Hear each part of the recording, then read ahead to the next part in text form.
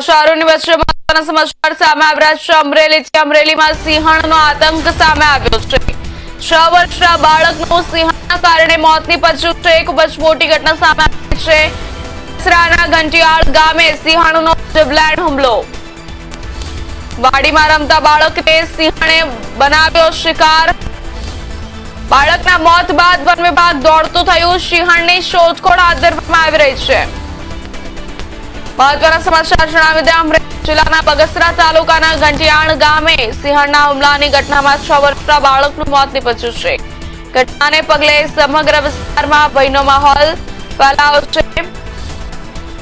મળતી માહિતી મુજબ પરપ્રાંતીય મજૂર પરિવારના 6 વર્ષના બાળક દિનેશ પર પારસભાઈ સોજિત્રાની વાડી પાસે સિંહણે હુમલો કર્યો હતો। ત્યારબાદ સિંહણ બાળકને ઘંટિયાળથી ટોભા વડલા ગામ તરફના રસ્તા સુધી ઢસડી ગઈ હતી। ઘટનાની જાણ થતા વન વિભાગની ટીમ સ્થળે પહોંચી અને સિંહણને શોધવા માટે કાર્યવાહી શરૂ કરી છે। આ બનાવ બાદ ઘંટિયાળ વિસ્તારના ખેડૂતો અને ખેત મજૂરોમાં ભયનો માહોલ ફેલાયો છે।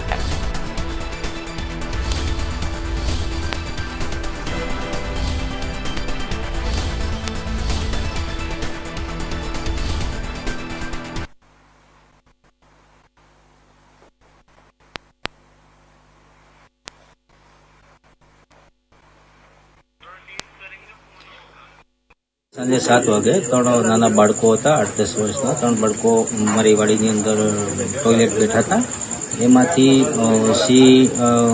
સિંહણ આવી અને એના 2 બચ્ચાઓ આવ્યા। એમાં 3માંથી એક બાળકને ઉઠાવી ગયું હતું, જેનું અત્યારે મૃત્યુ થઈ ગયું છે। પણ આખી ઘટના જોયું જાણ્યું બધું એવું લાગ્યું કે સિંહણ છે, સિંહણ એના બચ્ચાને શિકાર કરતા શીખડાવતી હતી।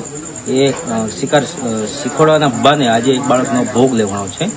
તો આજે સ્થળો પર ઘણા વન અધિકારીઓ બધા છે એવું કહે છે, પણ અમે અત્યારે લાશ સ્વીકારવાની સંપૂર્ણપણે ના પાડી દીધી છે, કારણ કે અમારે લાશ જોતી નથી। મેં આજે મારો જે 7 વર્ષનો દીકરો છે એમને મેં મજૂરને આજે આપી દીધો છે, અને જે અત્યારે મૃત્યુ પામ્યો છે એ પારસભાઈ સોજીતાનો આજથી દીકરો છે। એટલે જે કાંઈ વન વિભાગને જે કરવું હોય એ કરે બધું, બાકી મારે એ દીકરો જોતો નથી। મેં એને સિંહને અને વન વિભાગને સોંપી દીધો છે, અને જે કરવું હોય છે એ કરશે।